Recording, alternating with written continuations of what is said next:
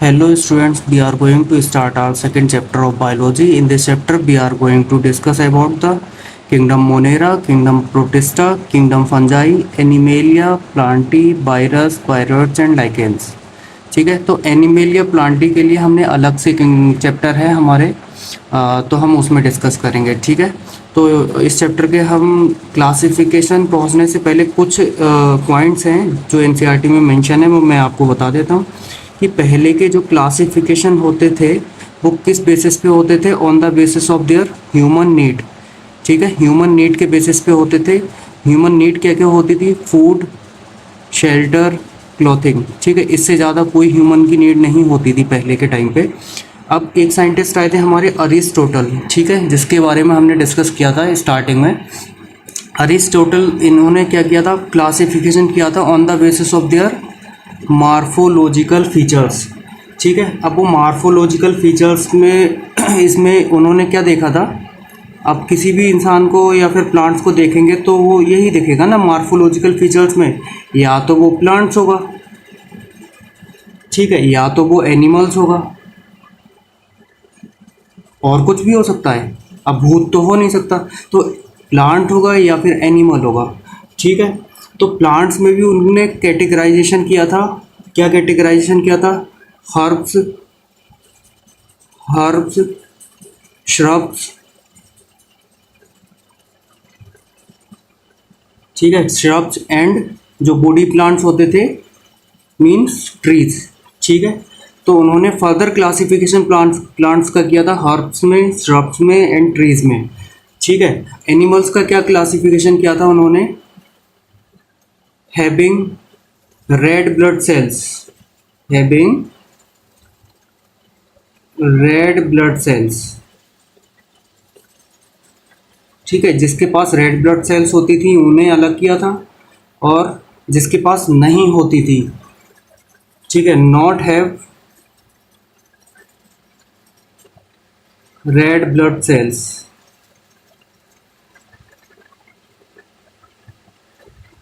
ठीक है, अब जिसके पास रेड ब्लड सेल्स होती हैं, ठीक है, उसे क्या बोलते हैं? ये हमारा एक पॉइंट है इस कॉमन सा, इनेमा।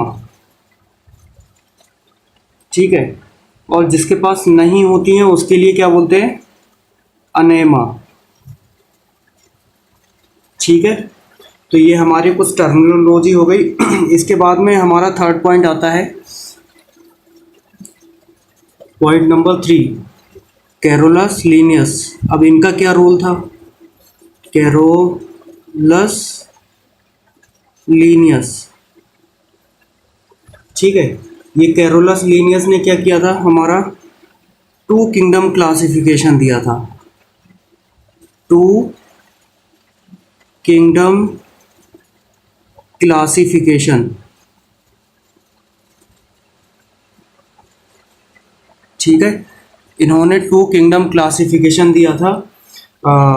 तो उस दो किंगडम क्लासिफिकेशन में क्या था? पहला प्लांटी, सेकंड एनिमेलिया। ठीक है, ये किंगडम क्लासिफिकेशन बहुत टाइम तक नहीं चल पाया क्योंकि इसमें कुछ लिमिटेशंस थी। तो वो क्या लिमिटेशंस थी इसके अंदर, तो वो उस चीज़ का डिस्कस करते हैं। इसके अंदर क्या लिमिटेशंस थी कि ये यूनिसेलुलर और मल्टी सेलुलर को अलग अलग नहीं कर पा रहा था। क्या नहीं कर पाता? डू नॉट डिस्टिंग्विश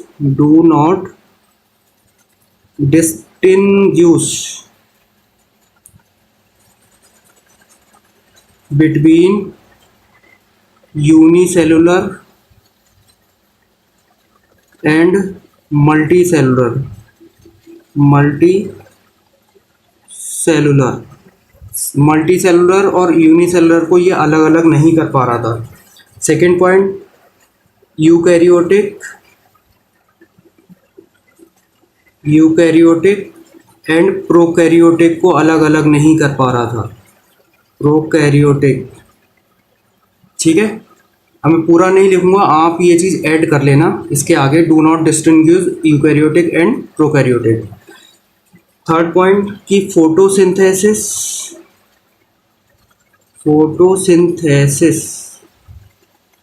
ठीक है। एंड नॉन फोटोसिंथेसिस,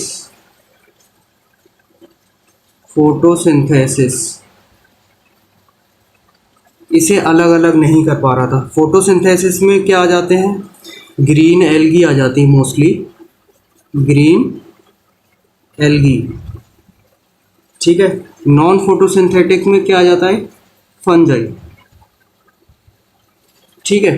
तो ये इसका लिमिटेशन क्या था कैरोलस लिनियस का, कि इन्होंने यूनिसेलुलर और मल्टीसेलुलर इनके किंगडम क्लासिफिकेशन से वो अलग अलग नहीं हो पा रहे थे। यूकैरियोट और प्रोकैरियोट का पता नहीं चल पा रहा था। फोटोसिंथेसिस और नॉन फोटोसिंथेसिस इसका भी कुछ पता नहीं चल पा रहा था। ठीक है।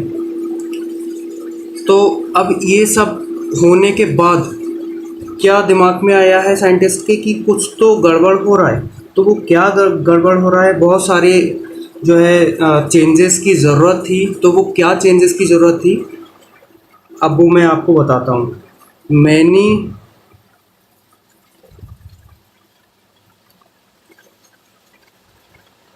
चेंजेस नीडेड, इन सब क्लासिफिकेशन में बहुत सारे चेंजेस की ज़रूरत थी। तो वो कौन से चेंजेस की ज़रूरत थी, सबसे पहला क्या था, हमने बेसिस बनाना था सेल का structure, cell structure. Second, nature of ball, nature of ball. ठीक है। Third, mode of nutrition, mode of nutrition. ठीक है। Fourth, mode of reproduction, mode of reproduction, reproduction. ठीक है। And evolutionary relationship, evolutionary relationship. ठीक है। इतने सारे क्लासिफिकेशन करने से ये पता चला कि हमने बेस क्या क्या करेक्ट चीज़ें जो है किसके बेसिस पे हम क्लासिफाई कर सकते हैं एक पॉइंट तरीके से। तो उसका बेसिस हो सकता है cell structure, nature of wall, mode of nutrition, mode of reproduction and evolutionary relationship. ठीक है। एंड देन अब आता है हमारा fourth point, sorry fifth point, R H Whittaker, R H Whittaker, Whittaker. ठीक है। ये आर एच विटिकर ने क्या किया था, एक सेकेंड, हाँ, आर एच विटेकर ने इन 1969, 1969 इन्होंने क्या किया था, 5 किंगडम क्लासिफिकेशन दिया था, 5 किंगडम क्लासिफिकेशन। ठीक है। इन्होंने 5 किंगडम क्लासिफिकेशन दिया था जिसके अंदर इंक्लूडेड थे, क्या क्या इंक्लूडेड था, मोनेरा, प्रोटिस्टा, फंजाई,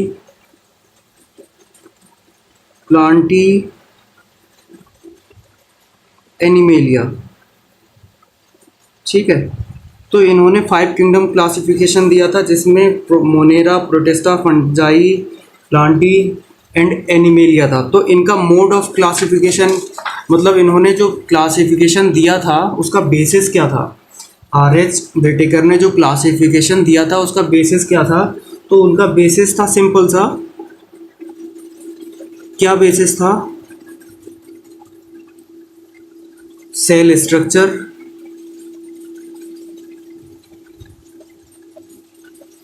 ठीक है।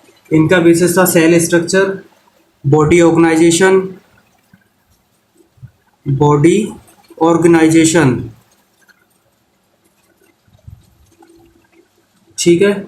मोड ऑफ न्यूट्रिशन, क्योंकि पहले डिस्कस हो चुका था कि क्या क्या बेसिक करेक्टर होना चाहिए, तो उस बेसिस पे आर एच विटिकर ने क्लासीफाई किया था 5 किंगडम क्लासिफिकेशन को। तो उनके बेसिस क्या थे? Cell structure, body organisation, mode of nutrition, mode of nutrition, ठीक है। ये mode of nutrition, mode of reproduction, mode of reproduction, ठीक है। इसके बाद में फाइलोजेनिक रिलेशन, क्या? फाइलो फाइलोजेनिक रिलेशन, ठीक है। ये उनके बेसिस थे 5 किंगडम क्लासिफिकेशन की। क्या बेसिस थे? सेल का स्ट्रक्चर, बॉडी का ऑर्गेनाइजेशन, मोड का न्यूट्रिशन का मोड, रिप्रोडक्शन का मोड, फाइलोजेनिक रिलेशन, ठीक है। तो ये सब इनके क्लासिफिकेशन थे। अब आगे कुछ न्यू अपडेट है एनसीईआरटी में। न्यू एनसीईआरटी के अकॉर्डिंग जो 3 लाइन में एक पैरा दिया हुआ है, उस पैरा का क्या मतलब है कि 3 डोमेन सिस्टम आया था। 3 डोमेन सिस्टम, ठीक है। Also been proposed, also been proposed that divides Monera into 2 domain. Monera into 2 domains. क्या था 3 डोमेन सिस्टम? कि जो मोनेरा था ना हमारा, तो मोनेरा को उसने 2 डोमेन में डिवाइड कर दिया, डोमेन 1, डोमेन 2, ठीक है। और बाकी जो अदर थे, मोनेरा के बाद प्रोटिस्टा, फंजाई, किंगडम लांटी और किंगडम एनिमेलिया, वो 3rd डोमेन में रख दिए थे, ठीक है। Other kingdoms, eukaryotic kingdoms are placed in 3rd domain, 3rd domain. अब मैं आपको इस चीज़ का एक्सप्लेनेशन देता हूँ। जैसे मोनेरा, सपोज 5 किंगडम क्लासिफिकेशन का क्या था? Monera, protista, fungi, Plantae, animalia, ठीक है। तो 3 डोमेन सिस्टम के अकॉर्डिंग क्या किया था? मोनेरा को डोमेन 1 और डोमेन 2 में डिवाइड कर दिया था, ठीक है। बाकी ये अदर यूकैरियोटिक जो किंगडम्स हैं, इन्हें डोमेन 3 के अंदर डिवाइड कर दिया था। इस लाइन का एक्सप्लेनेशन ये है, ठीक है। तो इसके बाद में हमारा पॉइंट आता है कि अर्लियर क्लासिफिकेशन जो होते थे, कि कभी किसी को किसी में रख दिया, किसी को किसी में रख दिया, तो उस चीज़ को हम थोड़ा सा देखते हैं कि bacteria, blue green algae, fungi, mosses, fern, gymnosperm, angiosperm, इन सब का कि देखते हैं कि पहले कहाँ रखे जाते थे और अब कहाँ रखे जाते हैं, ठीक है। तो कुछ इंटरनल फीचर प्रोसेस जो है क्लासिफिकेशन का, वो चीज़ देखेंगे, ठीक है। तो पॉइंट है, एनसीईआरटी का डायरेक्ट पॉइंट है, bacteria, blue green algae, blue green algae, fungi, ठीक है, Moses, ferns, gymnosperm and angiosperm, gymnosperm and angiosperm, ठीक है। ये जो है पहले प्लेस्ड होते थे अंडर कहाँ प्लेस्ड होते थे? Placed under plants. ठीक है, ये सब चीजें कहाँ प्लेस्ड होते थे? अंडर प्लांट्स में। और ये किस बेसिस पे अंडर प्लांट्स में प्लेस होते थे? On the basis of their cell wall. On the basis of their cell wall. ठीक है, ये अपने सेल वॉल के बेसिस पे जो है इसमें किंगडम प्लांटी में जो है जगह लेते थे। ठीक है, सेकंड पॉइंट है, next point, prokaryotic bacteria, blue green algae. Prokaryotic bacteria and blue green algae. Blue green algae, जिसे साइनो बैक्टीरिया कॉमनली बोलते हैं, साइनो बैक्टीरिया। ठीक है, तो ये जो है यूकैरियोटिक एंड मल्टीसेलुलर थे। Eukaryotic and multicellular.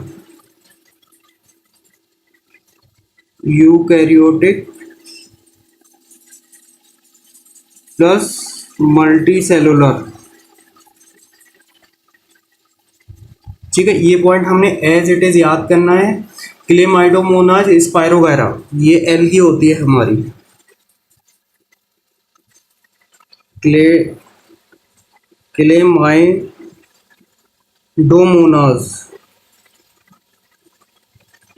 एंड स्पाइरोगैरा। स्पाइरोगैरा ये हमारे क्या होते हैं? एल्गी। ठीक है, ये एल्गी होते हैं। तो जो अर्लियर क्लासिफिकेशन होता था, जो bacteria, blue green algae, fungi, mosses, fern, ये सबको प्लांट के अंडर रख दिया था on the basis of their cell wall. उसके सेल वॉल के बेसिस पे इसे प्लांट के अंदर रख दिया था। कुछ प्रोकैरियोटिक बैक्टीरिया और एल्गी जो थे वो यूकैरियोटिक और मल्टीसेलुलर फीचर्स रखते थे। क्लेमाइडोमोनाज, स्पाइरोगैरा जो है एल्गी के अंदर रख दिया था। तो ये सब चीज़ें, इन सब का जो बेसिस था, इनके अंदर भी कुछ लिमिटेशंस थी। लिमिटेशंस, ठीक है, इनके अंदर भी लिमिटेशंस थी। तो वो लिमिटेशंस क्या थी उस अभी हम वो डिस्कस करेंगे। ठीक है,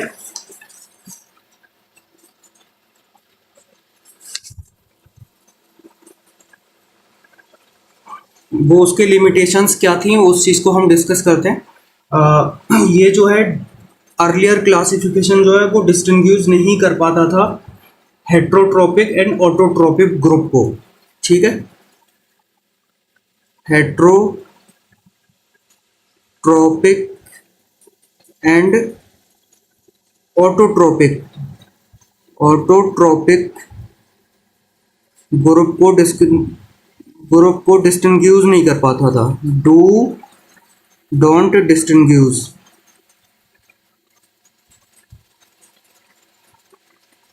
ठीक है, ये डिस्टिंग्विश नहीं कर पाता था, इसलिए इसकी लिमिटेशंस थी। और हालांकि इसके अंदर सेल वॉल होती थी, देखिए सेल वॉल प्रेजेंट होती थी, है ना। ठीक है, इसमें जो हमारा पॉइंट था, ये bacteria, blue green algae, fungi, mosses, fern, gymnosperm, angiosperm, ये अंडर प्लांट रखे गए थे on the basis of their cell wall. लेकिन इसी का एक लिमिटेशन आ गया कि हेट्रोट्रोपिक और ऑटोट्रोपिक ग्रुप जो है वो डिस्टिंग्विश नहीं हो पाए थे। हेट्रोट्रोपिक और ऑटोट्रोपिक डिस्टिंग्विश नहीं हो पाए थे, लेकिन इनके अंदर सेल वॉल प्रेजेंट थी, तब क्यों नहीं डिस्टिंग्विश हो पाए थे? एग्जाम्पल में हमारा फंगस। अब फंगस हो गया, फंगस का जो सेल वॉल है वो काइटिन का बना हुआ है, काइटिन। ठीक है, अब जो प्लांट का सेल वॉल है वो सेलुलोज का बना हुआ है, सेलुलोज। इस बेसिस पे जो ऑटोट्रोपिक और हेट्रोट्रोपिक ये भी डिस्ट्रीब्यूट नहीं हो पाए थे। इसलिए जो फंजाई है,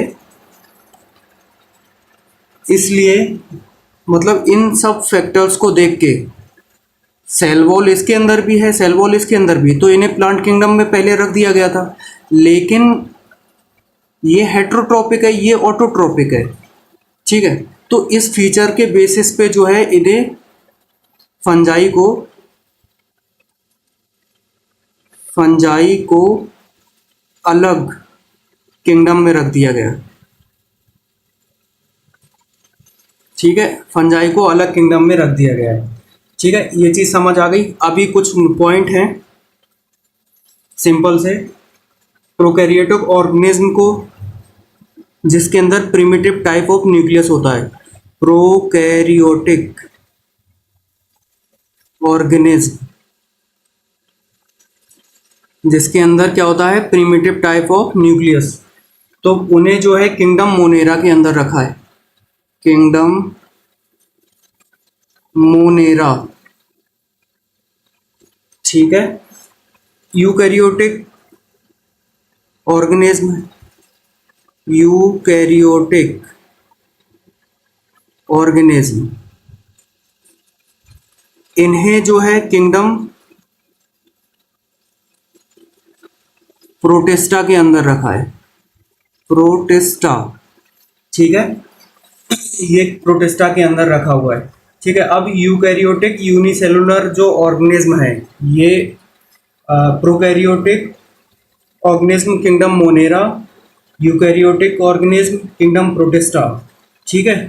अब यूकैरियोटिक ऑर्गेनिज्म का एग्जांपल जो है क्लेमाइडोमोनास, क्या एग्जांपल है, क्लेमाइडोमोनास, ठीक है, एंड क्लोरेला,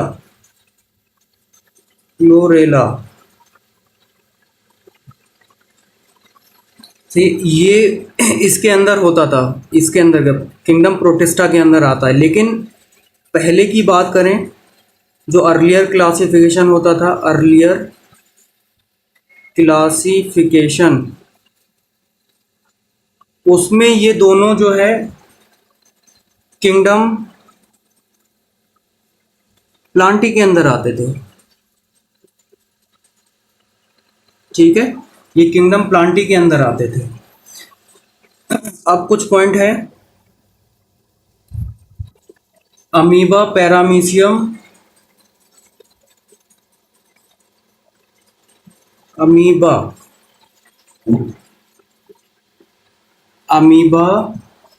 पैरामीशियम,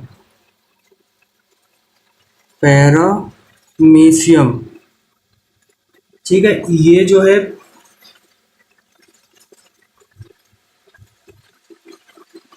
अभी अमीबा पैरामीशियम जो है अभी जो है अदर किंगडम में प्लेस होते हैं, अदर किंगडम में प्लेस्ड होते हैं, ठीक है। लेकिन अर्लियर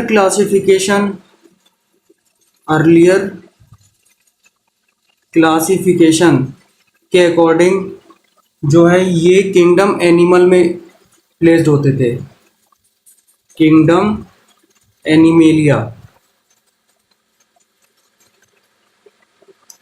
ठीक है। क्योंकि इसलिए किंगडम एनिमेलिया के अंदर प्लेस्ड होते थे, इनके अंदर सेल वॉल नहीं होती थी, due to lack of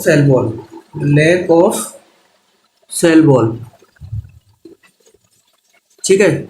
amoeba paramecium अभी अदर किंगडम में प्लेस होते हैं, लेकिन पहले के क्लासिफिकेशन के अकॉर्डिंग यही दोनों example amoeba paramecium kingdom animalia के अंदर होते थे, जो कि एनिमल्स की प्रॉपर्टी होती है, उसकी सेल के अंदर सेल वॉल नहीं होती है, ठीक है। तो ये सब पॉइंट्स थे, तो ये सब कंक्लूजन आए थे जिससे हमारा जो है 5 किंगडम प्रॉपर तरीके से क्लासिफिकेशन मिला था, ठीक है। अब कुछ नोट पॉइंट हैं जो याद होने चाहिए,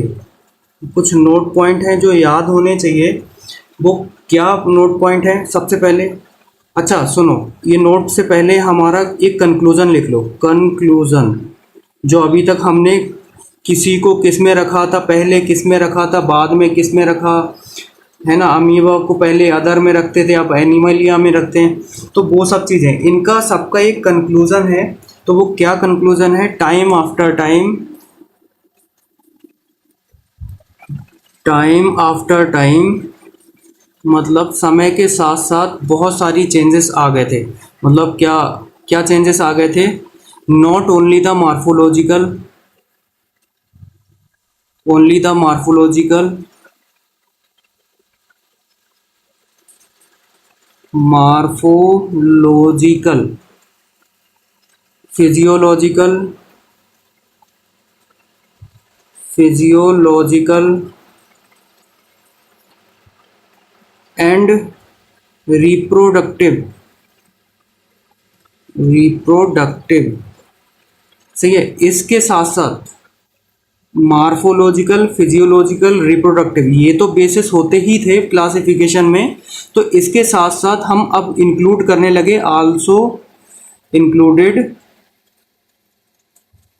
फाइलोजेनेटिक करेक्टर, फाइलोजेनेटिक करेक्टर, ठीक है। ये भी हम इंक्लूड करने लगे। इस कौन से बेसिस पे? On the basis of there evolutionary relation, on the basis of their evolutionary relation, evolutionary relation, ठीक है। इवोल्यूशनरी रिलेशन के बेसिस पे हमने क्या चीज ऐड कर दिया? फाइलोजेनिक करेक्टर, ठीक है। अब हमारा नोट पॉइंट में क्या आ जाता है कि टू किंगडम क्लासिफिकेशन किसने दिया था? Two kingdom classification, two kingdom classification किसने दिया था? कैरोलस लीनियस, कैरोलस लीनियस, ठीक है। जिसके अंदर कौन कौन सी चीजें आती थी? प्लांट्स, प्लांटी और एनिमल्स का एनिमेलिया, ठीक है। Three kingdom classification, three kingdom classification किसने दिया था? ये दिया था अर्नस्ट हैकल ने, अर्नस्ट हैकल, ठीक है। इसके अंदर क्या था? हमारा प्रोटिस्टा ऐड हो गया था। इसके अंदर प्लांटी, एनिमेलिया, ठीक है। और क्या ऐड हो गया था? प्रोटिस्टा, ठीक है। अब four kingdom classification, four kingdom classification किसने दिया था? कोपलैंड, कोपलैंड, ठीक है। ये फोर किंगडम क्लासिफिकेशन कोपलैंड ने दिया था। तो इसमें हमारा क्या ऐड हो गया था? प्लांटी भी वैसा रहा, एनिमेलिया भी सेम रहा, प्रोटिस्टा भी सेम रहा। इसमें क्या ऐड हो गया था? मोनेरा, ठीक है। फोर किंगडम क्लासिफिकेशन क्या चीज ऐड हो गया था? मोनेरा। अब फाइव किंगडम क्लासिफिकेशन जो कि हम ऑलरेडी डिस्कस कर चुके हैं, आर एच विटेकर, जिसमें क्या ऐड हो गया था? प्लांटी, ठीक है, एनिमेलिया, प्रोटिस्टा,